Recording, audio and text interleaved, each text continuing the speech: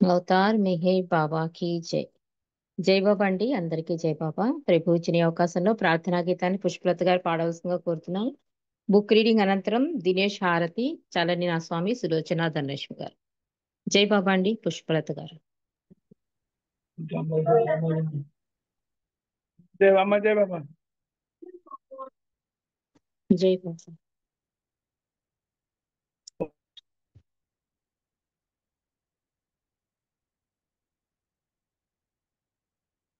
ఒక్క मेहर बाबा की जय। मेहर बाबा अवतार नमो देव देवा।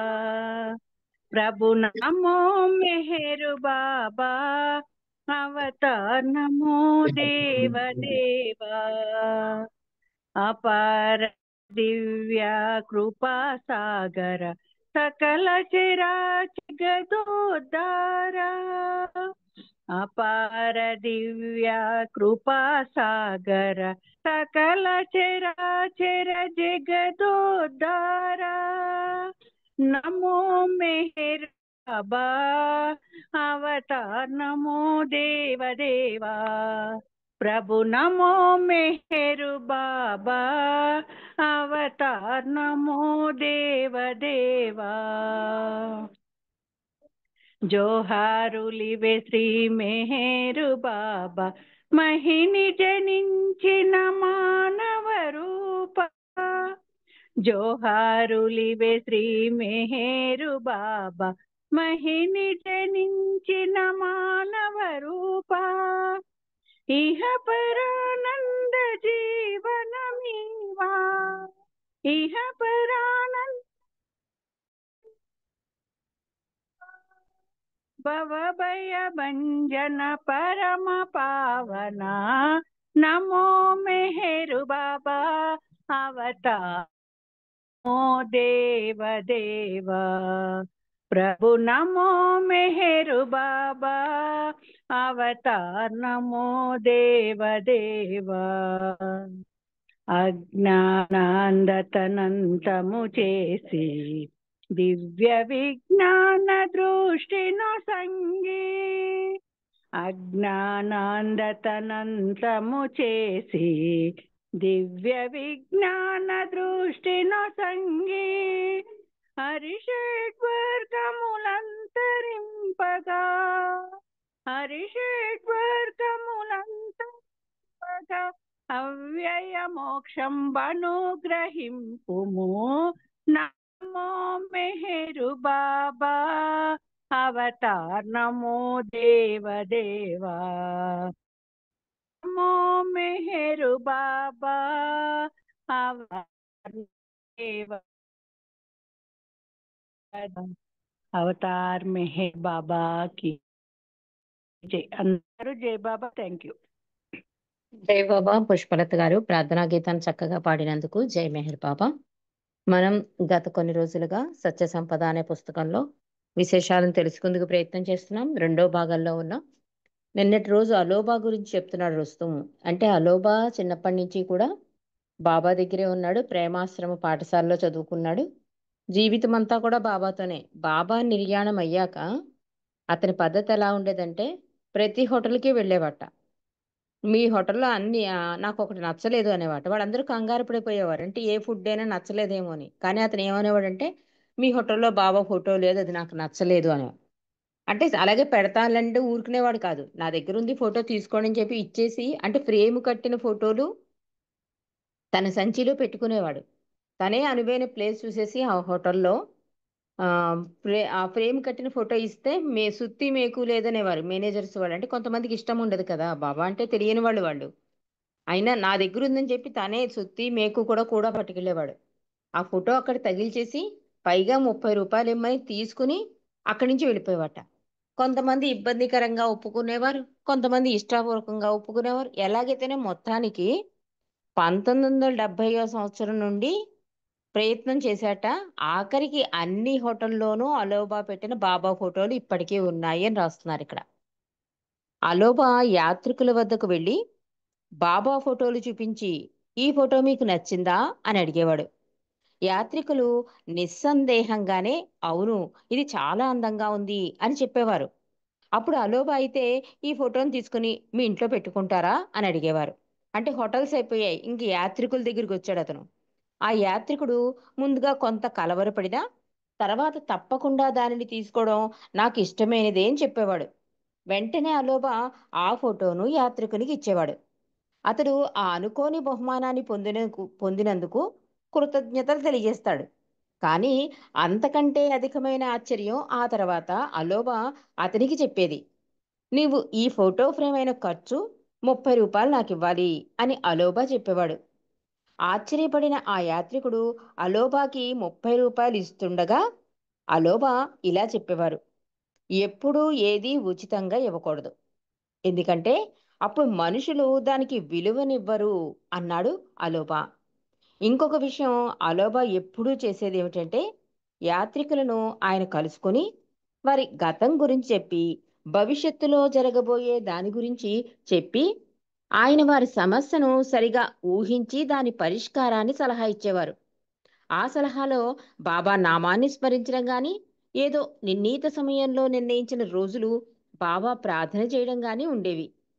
అలోబా ఇచ్చిన సలహాలు చాలా వరకు చెప్పదగిన ఫలితాలు ఇచ్చేవి. పర్యవసనంగా చాలామంది ముఖ్యంగా భారతీయులు ఆయన చుట్టూ చేరి వారి సమస్యలు ఏకరువు పెట్టి పరిష్కారానికై ఆయన సలహాలు కోరేవారు. ఎప్పుడూ అందరూ ఆయన సలహాలు కోరినా ప్రతి ఒక్కరూ అలోబా సలహాతో లాభం పొందలేదు. అలోబా చెప్పింది చేసినా వారిలో కొందరు దానివల్ల చెప్పుకోదగిన ఫలితం పొందని వారు ఉన్నారు. బావూజీ ఒకసారి నన్ను అలోబా వద్దకు వెళ్ళి ఆయన ఆట పట్టించమని చెప్పారు. రుస్తుము అలోబా వద్దకు వెళ్ళి ఆయనకు ఆయనను అడుగు యాత్రికుల కోసం ఆయన చేసే భవిష్యవాణి చాలా మంది విషయంలో ఎందుకు తప్పిపోతుంది? ఎందుకు జరగడం లేదు? కొంతమంది విషయంలో లాభం చేకూరినా ప్రతి ఒక్కరికి ఎందుకు లాభం కలగడం లేదు? ఇది అడగమన్నాడు బావూజీ.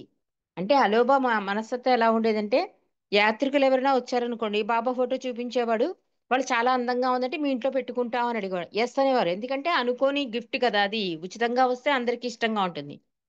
తప్పకుండా పెట్టుకుంటాం. వెంటనే ఆ ఫ్రేమ్ కట్టినందుకు రూ. 30 ఇవ్వండి అనేవాట. ఆ యాత్రికుడు ఇంకేం చేస్తాడు? ఇష్టమని చెప్పేసాడు, ఒప్పేసుకున్నాడు కనుక బలవంతంగా రూ. 30 చేతిలో పెట్టేవారు.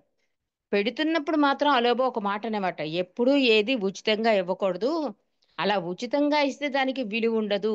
అందుకే చాలామంది పూర్వం పెద్దవాళ్ళండి మా తాతగారు వాళ్ళందరూ కూడా బాబా ఫోటోస్ ఇస్తే కనీసం 5 పైసలో, 10 పైసలో తీసేసుకునేవారు.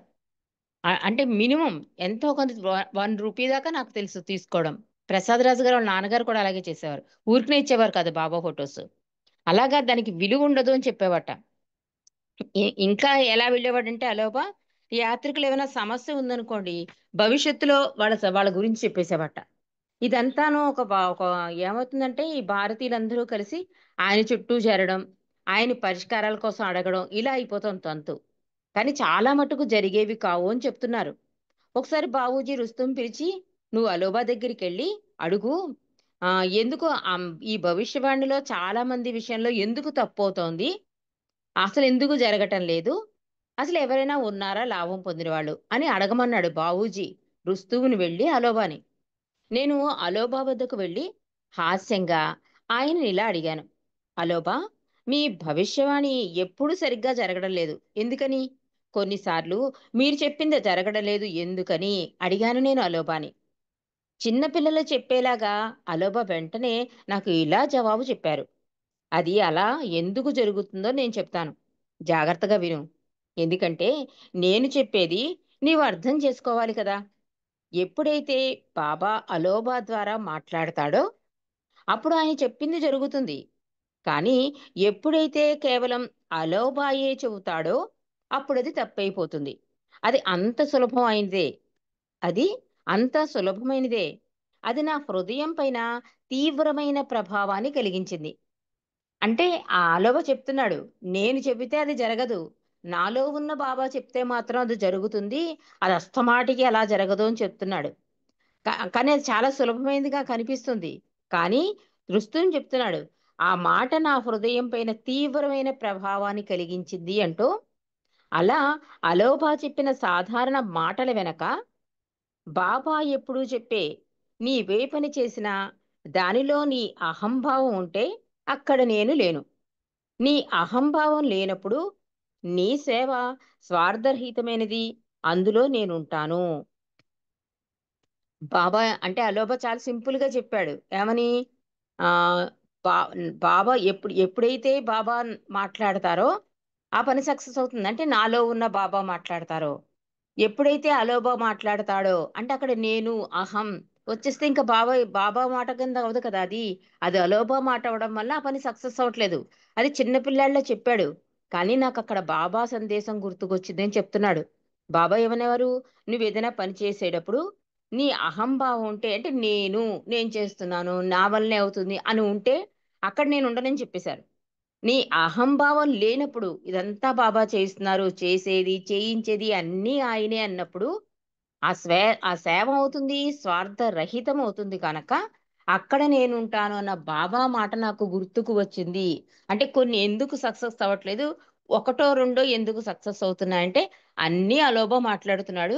ఎప్పుడైనా బాబా మాట్లాడతాడనమాట. ఆ ఆత్మకి అవసరమైతే బాబా మాట్లాడతాడని మనం అర్థం చేసుకోవాలి. కానీ జనాలు మాత్రం చాలామంది అలోబా చుట్టూ బాబా కూడా దర్శనం చేసుకోకుండా అలోబా చుట్టూ మూగిన వాళ్ళున్నారండి. ఆ తర్వాత తగ్గించేసాడు అలోబా. ఇది కొంచెం న్యూసెన్స్ అవుతోందని. అలా నా నా చిన్నతనంలో కూడా నేను చూసిన సంఘటనలున్నాయి అలోబాతోటి. మరి నెక్స్ట్ విషయంలోకెళ్ళిపోదాం. ప్రార్థించడం ఎలా? దీని గురించి ఏమంటారో రుస్తుం ఇరిచ్ ఏమన్నారో మనకు తెలియజేస్తున్నారు. చాలా సార్లు జనం మెహరాబాదు సమాధి వద్ద ఎవరో ఒకరు సృష్టించే అలజడుల గురించి మండలి వారికి ఫిర్యాదు చేసేవారు. సమాధి వద్ద అందరూ మౌనం పాటించాలనే ఆదేశం గల బోర్డు రాసి పెట్టబడి ఉన్నా దానికి ఎప్పుడూ భంగం వాటిల్లుతూనే ఉంది. ఎవరైనా పదే పదే అలా మౌనభంగం చేస్తుంటే మండలి వారు అతన్ని సరిదిద్ది ఆదేశించేవారు. మనకి ఇప్పటికీ తెలుస్తూ ఉంటుంది. ఉష్షులు ఎక్కువ అవుతున్నాయని చెప్పి ఒకసారి అతను సై నిశ్శబ్దంగా ఉండండి అని బోర్డు మెడలో వేసుకుని తిరిగాడు ఒకసారి. అంటే అది మాయా ప్రభావం ఇంకంతే, అది అలాగే జరుగుతుంది. ఇప్పుడు రుస్తుం చెప్పేది కూడా అంతే. అక్కడ బోర్డు రాసుంటుంది మౌనం పాటించండి అని. కానీ దాన్ని ఎవ్వరూ పాటించరు. ఎప్పుడూ మౌనం భంగం వాటిల్తోనే ఉంటుంది. ఇది మండలి వారి దగ్గర ఫిర్యాదు కింద వెళ్తూనే ఉంటుంది. ఒకసారి ఇరిచ్చి ముందుకి అలాంటి ఫిర్యాదు వచ్చింది. ఆయన ఇలా చెప్పారు: నాకు ఫిర్యాదుల గురించే కాక ఫిర్యాదులు చేసేవారి గురించి కూడా ఆశ్చర్యమేస్తుంది. చెప్తున్నాడు. నువ్వు కంప్లెయింట్ ఇస్తున్నావు కదా! ఆ కంప్లెయింట్ ఇచ్చిన వాడి మీదే కాదు, ఆ కంప్లెయింట్ చేసిన వాడి మీద కూడా నాకు అనుమానంగా ఉంది అంటున్నాడు. ఆశ్చర్యమేస్తోంది అంటున్నాడు. మాకందరికీ ఇరిచ్చి మాటల పట్ల ఆశ్చర్యం కలిగింది. ఎప్పుడూ ఇరిచ్చి అలాంటి అసాధారణ వ్యాఖ్యానం చేసి ఆయన అసలు చెప్పదలుచుకున్నదేదో తెలుసుకోవాలనే ఆసక్తిని మాలో కలిగించేవారు. ఇదేంటి? ఇప్పుడు ఇబ్బంది పడుతున్నవాడు నాకు ఇబ్బంది కలుగుతోంది అని చెప్పడం తప్పేం కాదు. కానీ ఆ ఇబ్బందిని ఇబ్బందిగా చెప్పేవాడి గురించి నాకు ఆశ్చర్యమేస్తోంది అంటున్నాడు. అది మాకు ఆశ్చర్యమేసింది. ఏంటంటే ఎప్పుడూ కూడా ఇరిచి డైరెక్ట్‌గా ఉండదు. ఒక అసాధారణం ఏదో చెప్తాడు. ఆ వాక్యం కోసం మేము ఎదురు చూస్తున్నాం. ఎందుకంటే ఇరిచి మాట్లాడుతున్నంత సేపు చాలా ఆసక్తిగా కలిగించేది మాలో అని చెప్తున్నాడు రుస్తుం. ఫిర్యాదులు చేసిన వారి గురించి కూడా ఎందుకు ఆశ్చర్యం కలిగింది అని నేను ఈ రిచ్చిని ప్రశ్నించాను. అంటే ఫలానా వాళ్ళ వలన మాకు ఇబ్బంది కలుగుతోంది అన్నప్పుడు, ఆ ఇబ్బంది కలిగించే వాళ్ళ దగ్గరికెళ్ళి వాళ్ళ క్లాస్ పీకాలి కదా! కానీ ఈ రిచ్ ఏమంటున్నాడు? ఫలానా వాళ్ళ వల్ల ఇబ్బంది కలిగింది అన్న వాళ్ళని చూసి ఆశ్చర్యపడుతున్నాను. అంటే ఫిర్యాదు మీద చేసిన వాళ్ళని కాదు, ఫిర్యాదు చేసిన వాళ్ళ మీదే ఈ రిచ్ ఆశ్చర్యపడుతున్నాడు అంటే వీళ్ళకి అర్థం కాలేదు. మళ్ళీ ఈ రిచ్‌ని ప్రశ్నించారు. వారికి దృష్టి అప్పుడు చెప్తున్నాడు. ఫిర్యాదులు చేసిన వారి గురించి కూడా ఎందుకు ఆశ్చర్యం కలిగింది అని నేను ఇరిచ్చిని ప్రశ్నించాను. వారికి దృష్టి బాబా పైననే ఉంచుకోలేని ఆటంకం కలిగి ఫిర్యాదు చేశారు. అంటే నిజంగా నీ దృష్టి బాబా మీద ఉంటే చుట్టుపక్కల ఏం జరిగినా కూడా నీకు ఆహ్, ఆ మనసు అక్కడికెళ్ళదు.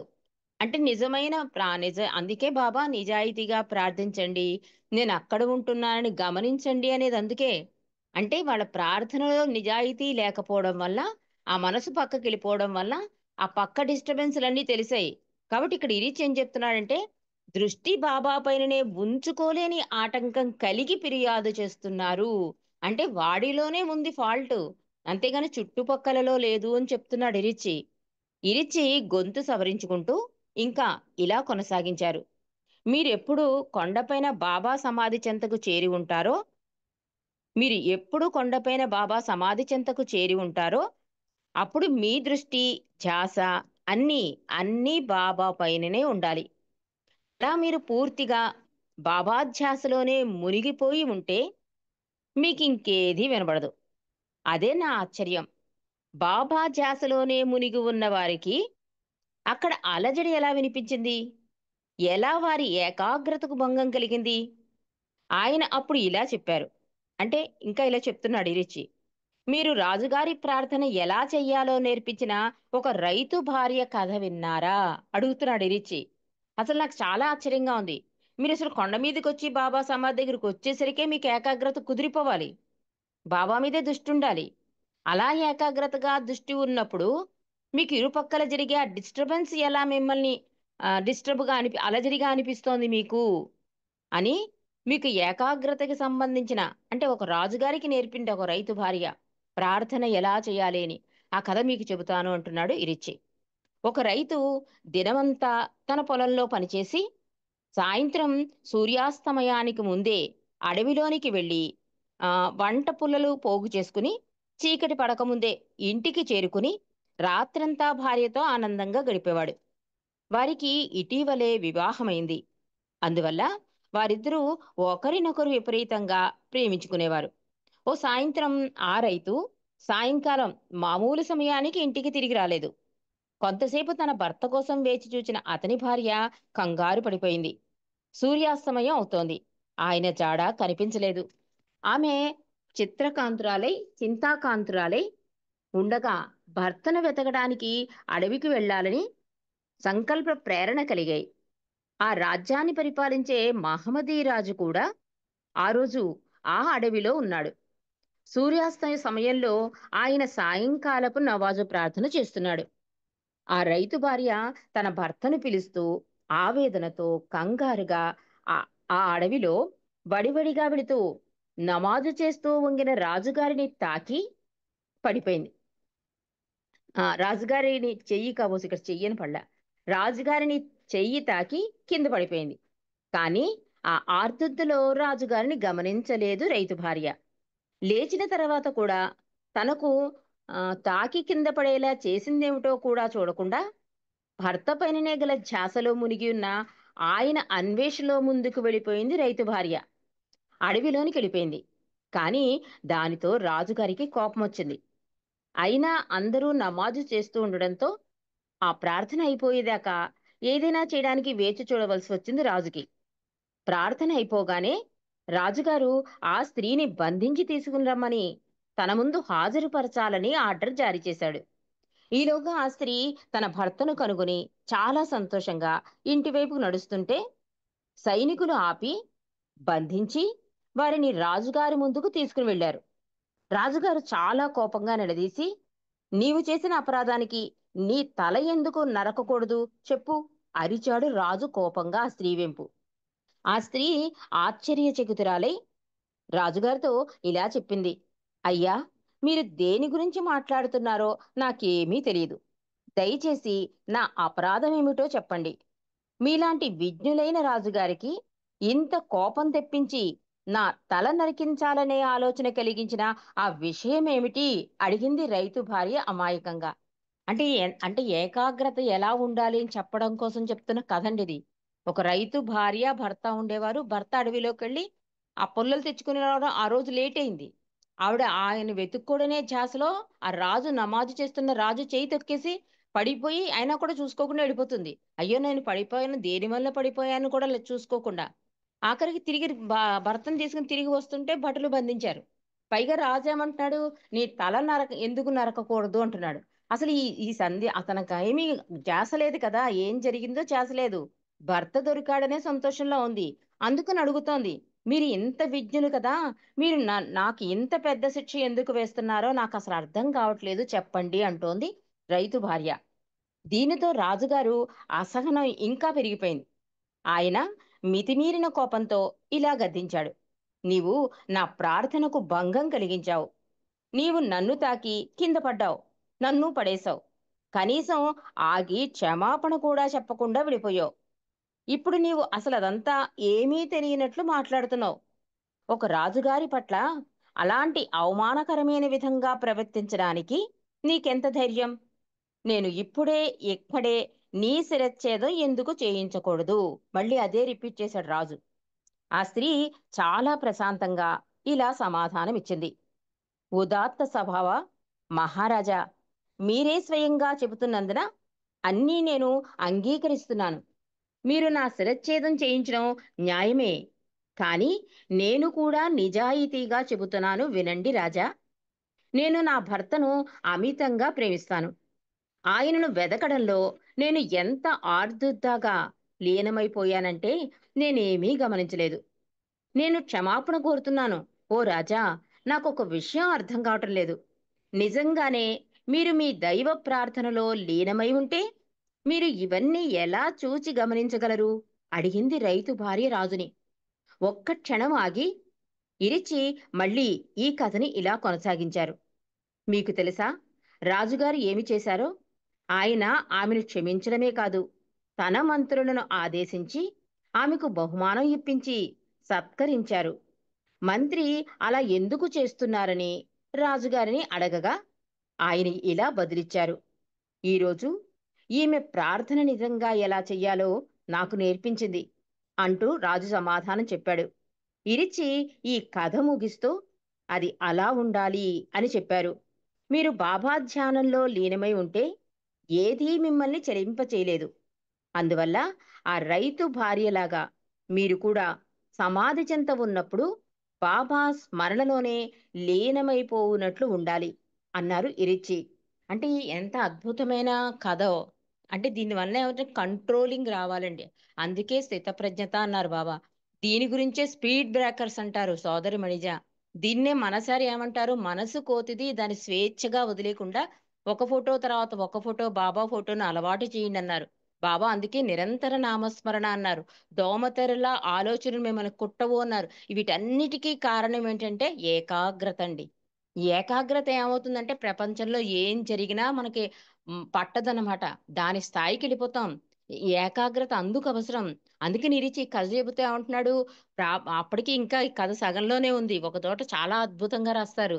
ప్రాపంచిక ప్రేమలోనే నేను సర్వాన్ని మరిచిపోయినప్పుడు సాక్షాత్తు భగవంతుడైన ఆ అవతార పురుషుడి ప్రార్థన చేస్తున్నప్పుడు మీ ఏకాగ్రత ఎక్కడుంది అని అడుగుతుంది. మా రైతు భార్య చాలా అద్భుతంగా, ఇక్కడ ఇంకా విపులంగా లేదు, నేను చూసి మళ్ళీ రేపు ఒకసారి చదువుతానండి. అప్పుడు రాజులో పరివర్తన కలుగుతుంది. అయ్యో నేను ఎంత పెద్ద పొరపాటు చేశానని ఆవిడ కాళ్ళ మీద పడి క్షమాపణలు అడిగి సత్కరించి ఇంటి దాకా దేపెడతాడు. చాలా అద్భుతమైన కథ. అంటే ఒకసారి దీనికి సందర్భంగా బాబా చెప్పిన విధానం కూడా తెలుసుకుందాం. అందరూ కలిసి ఒకసారి ప్రార్థన చేస్తూ ఉంటారండి. మండలి వాళ్ళు, స్త్రీ మండలి, పురుష మండలి, బాబా అందరూ కూడా. అందులో ఒక స్త్రీ ఏం చేస్తుందంటే ఆ ప్రేయర్ చేస్తుంటే మధ్యలో వెళ్ళిపోతుంది. వెళ్ళిపోయి మళ్ళీ వస్తుంది. వస్తే సరే బాబా గమనిస్తారు, అన్ని అంతా తెలుసు ఆయన. ప్రేయర్ అయిపోయాక అడుగుతారు, ఎందుకు మధ్యలో వెళ్ళిపోయావు? బాబా పాలు పెట్టాను స్టవ్ మీద, అవి పొంగిపోతున్నాయేమో కట్ట. ప్రపంచం మునిగిపోయినా నువ్వు ప్రేయర్ స్టార్ట్ అయ్యాక అందులోంచి కదలద్దు. ఇది బాబా ఇచ్చిన ఆర్డర్. అస్సలు కదలొద్దని చెప్పారు. పాలవాడొస్తున్నాడని, ఈ బెల్లని అలా అంటే మాది ఒక రకంగా కర్మకాండ అయిపోతుందని బాబా చెప్తున్నారు. అంటే ఏదో కొంప మునిగిపోయి ఏదైనా జరుగుతుందా అండి అనర్థం కాదు ఇక్కడ బాబా చెప్పేది. ఇంకా పూజా విధానంలోకి వెళ్ళిపోయినట్టే కదా మనం. మనం ఎందుకంటున్నాం పూజ వద్దని బాబా ఎందుకంటున్నారు? నువ్వు ఏం చేస్తున్నావు? దీపం మీద, ఒత్తుల మీద, పువ్వుల మీద దీని మీద దృష్టి పెట్టి భగవంతుడి మీద దృష్టి తగ్గించేస్తున్నావు. అవన్నీ తీసేసి నా మీదే ఏకాగ్రతగా నేను అక్కడ ఉంటాను, నిజాయితీగా చెయ్యి. ఇన్ని చెప్పినా కూడా నువ్వు ప్రార్థన మొదలయ్యాక నువ్వు అందులోంచి వెళ్ళిపోతే అక్కడ భగవంతుడు లేనట్టా? లేతే అసలు నీ ఉద్దేశం ఏంటి? కాబట్టి ఎప్పుడూ కూడా అలాంటివి చేయొద్దు అని చెప్పి బాబా హెచ్చరిక చేశారు. కాబట్టి ప్రార్థన అన్నది మొదలెట్టాక సాధ్యమైనంత వరకు అది ముగింపు అయ్యే వరకు అక్కడే ఉండడానికి మనం అందరం చేయాలండి. ముఖ్యంగా స్త్రీలు. మనం వెళ్ళిపోతూ ఉంటాం ప్రార్థన అవుతుంటే. అంటే మొదలెడతాం. కానీ పక్క దృష్టికి వెళ్ళిపోతూ ఉంటుంది. దాన్ని చేయకుండా, ఎందుకంటే బాబాయే స్వయంగా చెప్పారు కనుక ప్రార్థన అన్నది ఏకాగ్రతగా చేయాలి. అసలు మనసు స్థిరంగా ఉండాలి అంటే ఇలా చిన్న చిన్న ప్రయత్నాల ద్వారా అప్పుడు మెహరాబాద్ వెళ్ళినా కూడా మన మనసు స్థిరంగా ఉంటుంది. ఇప్పటి నుంచి మనం ప్రయత్నం చేస్తూ ఉంటే బాబా అన్నట్టుగా చివరి చివరి గడియల్లో స్మరించుకోవడం మర్చిపోతారు కనుక ఇప్పటి నుంచి నా నామస్మరణ చేయండి అన్నారు. ఎందుకంటే ఆఖరి టైంలో ఏది ఇష్టమో అదే గుర్తుకొస్తుంది కనుక నువ్వు నిరంతర నామస్మరణ వల్ల ఏమవుతుంది, ఆఖరి సమయంలో మనకు బాబా నామమే గుర్తుకొస్తుంది. ఈ ఆన్లైన్ స్కైపులు ఎలా మనకు అలవాటైపోయాయో మన జీవితాంతం వరకు కూడా వీటిని గుర్తు పెట్టుకుంటామండి మనం. ఈ టైంలో ఈ స్కైపు, ఆ టైంలో ఆ స్కైపు అలవాటైపోయింది మనకి. అలా అలవాటైపోవాలి. అలా అలవాటైపోతే ఏమవుతుందంటే మనం బాబా సమాధి దగ్గర ఉన్నా కూడా మన మనసు ఎక్కడికి పోదు, బాబా దగ్గరే ఉంటుంది. అలాంటి ఏకాగ్రతతో చెయ్యండి ఆ బాబా దగ్గర. అంతేకాని ఇలాంటి కంప్లైంట్స్ కాదు అని చెప్పి ఇది చెప్పిన చక్కటి విషయం ఈరోజు మనం తెలుసుకున్నామండి. అందుకు ఇరిచికి ప్రభువుకి మరొక్కసారి ధన్యవాదాలు, జై మెహర్ బాబాలు చెప్పుకుంటూ హారతిలోకి వెళ్ళిపోదాం. హారతి ఎవరికి చెప్పానో నేను గుర్తులేదు. చెప్పండి వాళ్ళే. మా దినేష్. జై బాబా. యా, జై బాబా దినేష్. జై బాబా. అవతార్ మెహర్ బాబా की जय. సనాతన పురుషుడవు నీకే ప్రభుమా, మనసు హారతులు పలుకకే ఎదలు దోచిన నీకివేమా, ప్రేమ హారతులు సనాతన పురుషుడవు నీకే ప్రభుమా, మనసు హారతులు పలుకకే ఎదలు దోచిన నీకివేమా, ప్రేమ హారతులు ప్రభుని ప్రేమకే వశమై సమస్తము నీవే అన్నాము, సదాని నామస్మరణములో ఇలాగే బ్రతుకుచున్నాము. మెహరుమా తత్వమెరిగిన నీకివేమా, మనసు హారతులు ప్రేమతో ఆదరించిన నీకివేమా, ప్రేమ హారతులు కనులలో నిండిపోయెను నీ రూపం, మందహాసముతో కనగనిను పండిపోయెను మా తపన, నీదు చింతనతో అనంత ప్రేమమయుడవు నీకివేమా, మనసు హారతులు అనాదిగా అవతరించిన నీకివేమా, ప్రేమ హారతులు ఎలాగో నిన్ను చేరుటకే కదా మా ప్రాకులాటంతా, అలాగని శోధనము చేస్తే ప్రభుమా ఊపిరనెంత, పరాత్పర పరమ పావన నీకివేమా, ప్రేమ హారతులు అగోచర ఆది అంతములేని నీకే మనసు హారతులు సనాతన పురుషుడవు నీకే ప్రభుమా, మనసు హారతులు పలుకకే ఎదలు దోచిన నీకివేమా, ప్రేమ హారతులు సనాతన పురుషుడవు నీకే ప్రభుమా, మనసు హారతులు పలుకకే ఎదలు దోచిన నీకివేమా, ప్రేమ హారతులు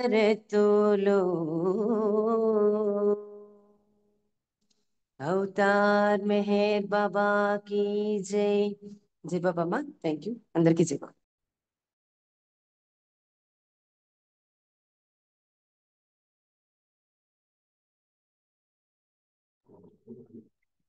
అవతార్ మెహర్ బాబా की जय. చల్లని మా స్వామి సెలవీయవయ్యా, చల్లని మా స్వామి సెలవీయవయ్యా, నీ సేవకై మేము మరలవ చెదమయ్యా, నీ సేవకై మేము మరలవ చెదమయ్యా, మెహరు నామమే నిత్యం కీర్తించులాగు, మెహరు నామమే నిత్యం కీర్తించులాగు, ఎల్ల వేళల నిన్ను స్మరించులాగు, ఎల్ల వేళల నిన్ను స్మరించులాగు, చల్లని మా స్వామి సెలవీయవయ్యా, నీ సేవకై మేము మరలవ చెదమయ్యా, నీ సేవలో మేము తరించులాగు, నీ సేవలో మేము తరించులాగు, ప్రేమతో దీవించి సెలవీయవయ్యా, ప్రేమతో దీవించి సెలవీయవయ్యా, సెలవీయవయ్యా, సెలవీయవయ్యా, సెలవీయవయ్యా.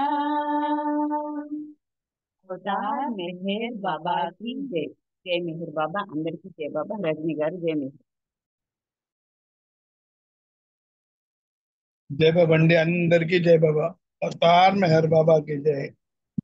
జై జై బాబా బాబా అండి. అండి, అందరికీ జై బాబా. రేపటితో ఈ సత్య సంపద ఫస్ట్ రామకృష్ణ గారు రాసింది అయిపోతుంది, రేపటితో బుక్. జై బాబా అండి అందరికీ. జై బాబా అండి అందరికి. జై బాబా అండి అందరికి. జై బాబా నాగలక్ష్మి. జై బాబా. జై బాబా. నేను ఒక 2 minutes లేట్ గా జాయిన్ అయ్యాను, చూసుకోవాల టైం. అవునా, ఓకే. మెనీ లక్కీ మెనీ జై happy returns of the day. Lucky జై బాబా. Happy thank you, birthday to you. Thank you. జై బాబా. బాబా బ్లెస్ యూ. థ్యాంక్ యూ అండి అరుణ్ గారు, రజనీ గారు. జై బాబా. జై బాబా. ఓకేనండి, అందరికి జై బాబా. లిఫ్ట్ జై అయిపోదాం. బాబా.